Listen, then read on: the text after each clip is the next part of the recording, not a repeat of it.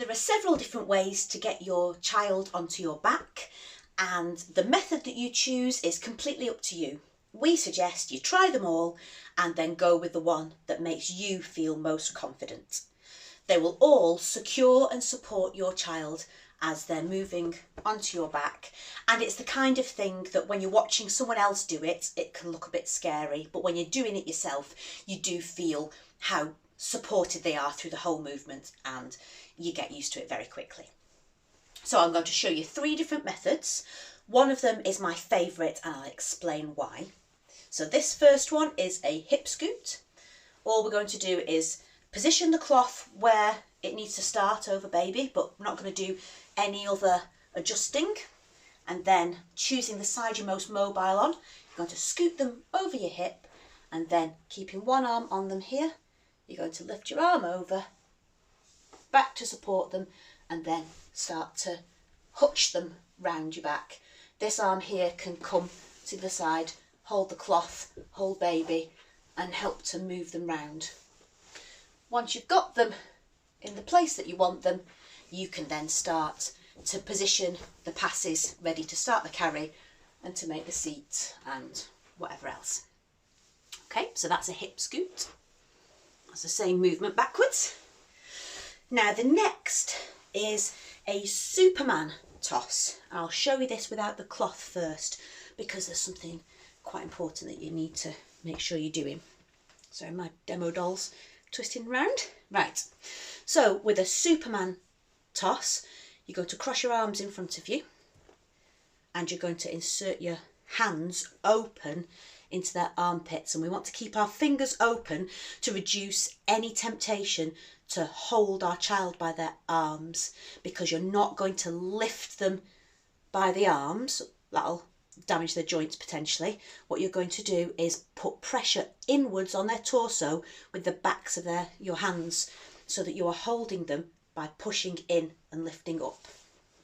So open hand, push in, lift up. So with the cloth, again, we pop the cloth where we want it to start. You can hold the cloth lightly with your fingers, but don't hold their arms. And then I'll try and do this slowly.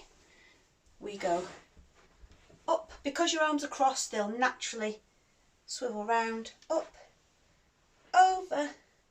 And then at this point, I'm going to release this hand, bring it round, and use that under baby's bum to guide them down. I can hold the cloth to pull them in.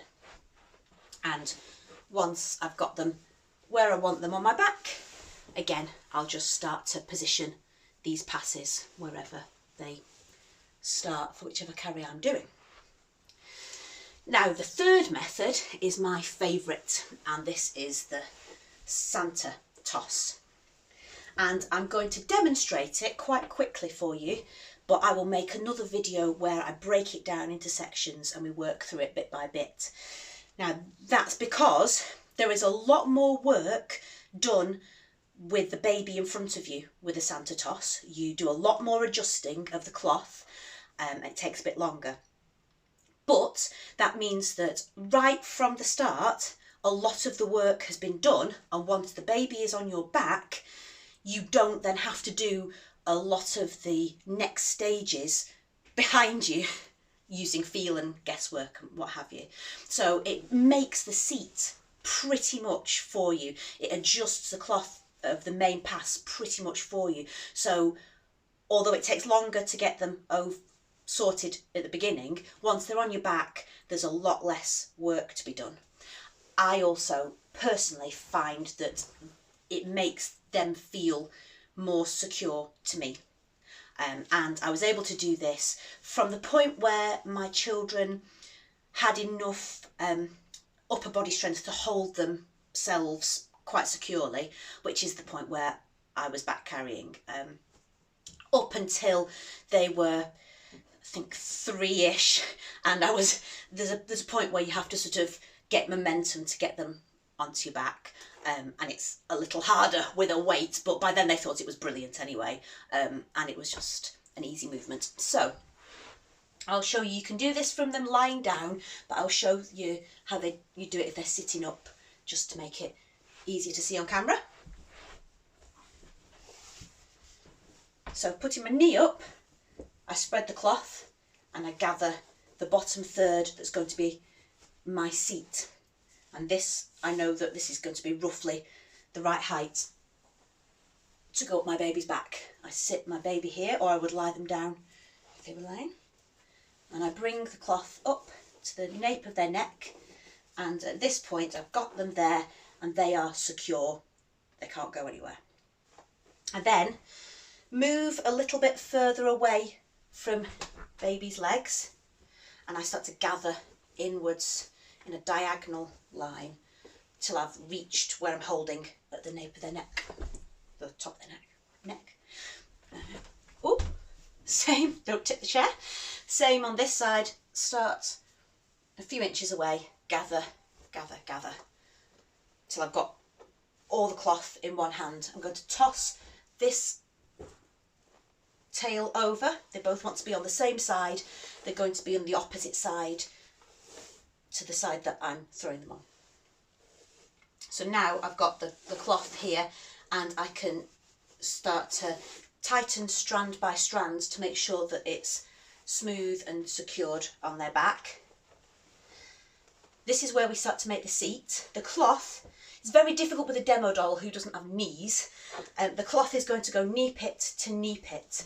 It's going to be tight enough that it goes when their legs are in the position I want them on my back, that the cloth is in a straight line and it's going to be gathered up to sit in their knees. So I don't want to over tighten this. If I start to pull this tighter, all it's going to do is pull that seat out of the way. So once I've got the cloth smooth where I want it, my child is completely secure. At this point, I can start to move them onto my back. So in one smooth movement, I'll do it quite slowly. There, they go up. I'm not throwing them. They're not going over this way. I'm just guiding them over my shoulder so they're not flying through the air. Now here, at this point, the cloth is so tight and gathered that they are still secure.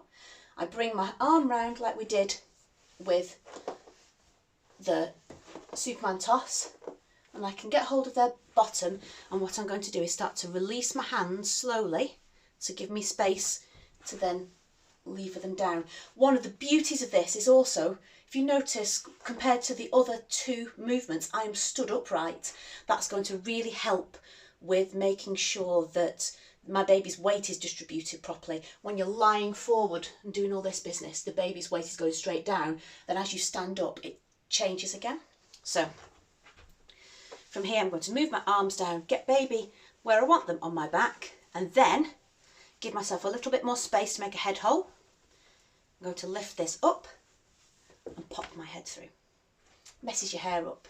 That's the biggest drawback. Okay, and then from here, I can pin these tails between my knees. I can get the seat and just do a little pelvic tuck. And at that point now,